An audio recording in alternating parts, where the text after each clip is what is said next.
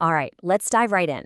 If you're an entrepreneur in Dhaka, we need to talk about one of the single biggest decisions you're ever going to make: where you set up shop. And look, this isn't just about finding a space with four walls. Oh no, this is a strategic move that can literally make or break your success. So today, we're breaking down the playbook for making a truly smart choice. And this right here, this is the core idea that changes the entire game. I mean, this quote just nails it. Choosing your location is not a rent decision, it's a profit and risk decision. Just think about that for a second.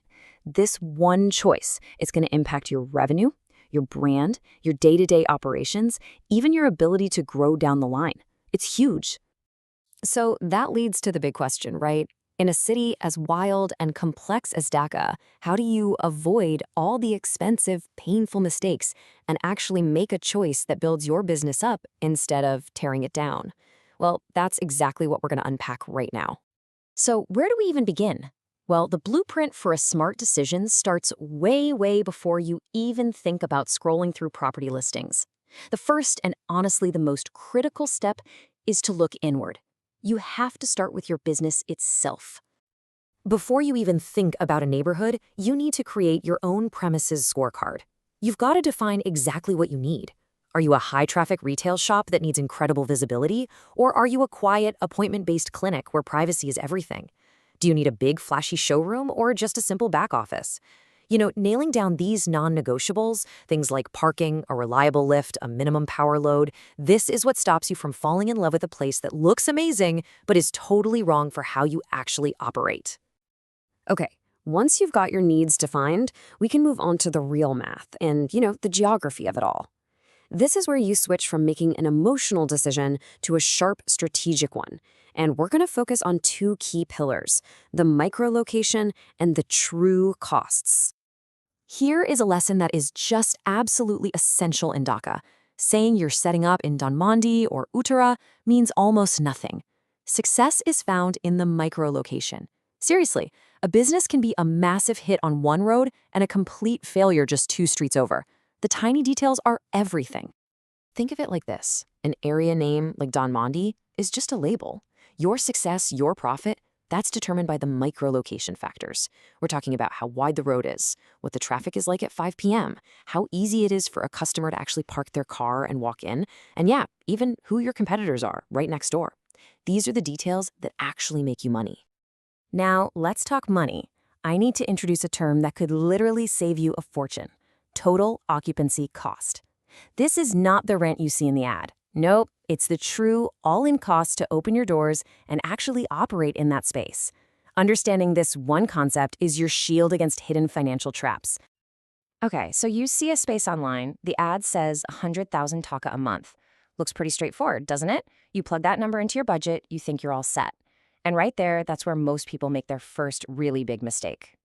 Because here's the reality check. That 100,000 taka rent, that's just the tip of the iceberg. As you can see here, you've got to add the monthly service charge, but the real punch comes from the one-time costs. A huge deposit, the entire bill for your interior design and fit out, and maybe even upgrading the electrical systems. So all of a sudden, your initial cash out isn't 100,000. It's closer to 1,000,000 taka before you even sell a single thing. That is your total occupancy cost. So you found a place that seems right on paper. Now it's time for the investigation phase. This is where you put your boots on the ground and do your due diligence to make absolutely sure there are no nasty surprises waiting for you after you've paid that deposit.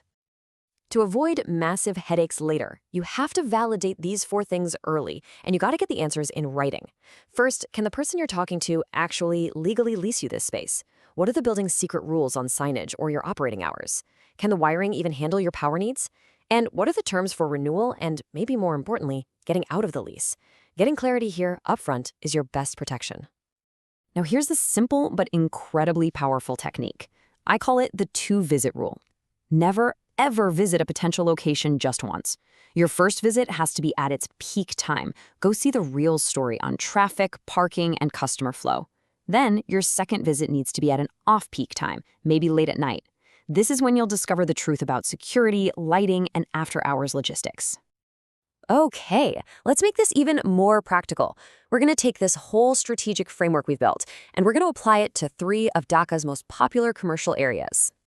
First up, Bashundhara residential area. And hey, it's not just for homes anymore. It's actually an excellent choice for businesses like offices, service centers, educational institutes, and back office operations that can really benefit from that organized layout and stable customer base.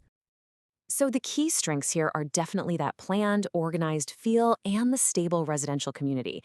But, and this is a big but, the watchouts are critical. Bashundhara has very, very strict building rules that can limit what kind of business you run or even what your sign looks like. Visitor parking can be a real pain that frustrates your clients. You have to verify these specific rules before you even think about making a commitment. All right, let's move on to a classic commercial powerhouse, Dhanmondi. This is a prime spot for high-value businesses, like medical clinics, premium retail stores, and certain kinds of restaurants. It really benefits from having established customer traffic and these really useful business clusters, especially in healthcare. Now, the big trade-off with Dhanmondi is this. All that high demand comes with some significant watchouts. Traffic and parking can be an absolute nightmare, and that can really deter customers. A lot of the buildings are older, so you have to be extra careful checking out the state of the wiring and the lifts. And hey, if you're opening a restaurant, making sure you can install proper ventilation and drainage isn't just a detail. It could be a total deal breaker. And finally, let's take a look at Uttara. With its whole sector-based layout, it's a fantastic fit for businesses that want to target specific communities. I'm talking retail showrooms, clinics, and branch offices. It offers great visibility and often better access than some of the older parts of the city.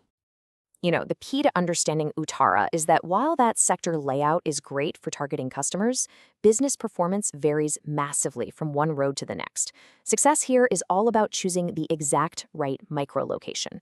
A spot on a main road might seem perfect, but if it's a major traffic jam point with zero easy parking, it could be a business killer.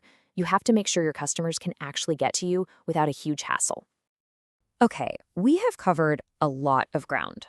So let's bring it all together into your master key, a final, actionable checklist that's going to guide your decision. This checklist, this is the whole strategy in a nutshell. Notice the flow, right? You start inside by defining your own needs. Then you look outside at the micro-location and the true cost. After that, it's all about investigation, verifying the rules, visiting twice before you finally lock down that lease. Following these steps transforms this whole process from just another expense into a true strategic investment in your future. So I'll leave you with this one question to think about for your own business. After everything we've covered, really ask yourself, is your business location a strategic asset that's actively driving your growth? Or is it a hidden liability, quietly holding you back?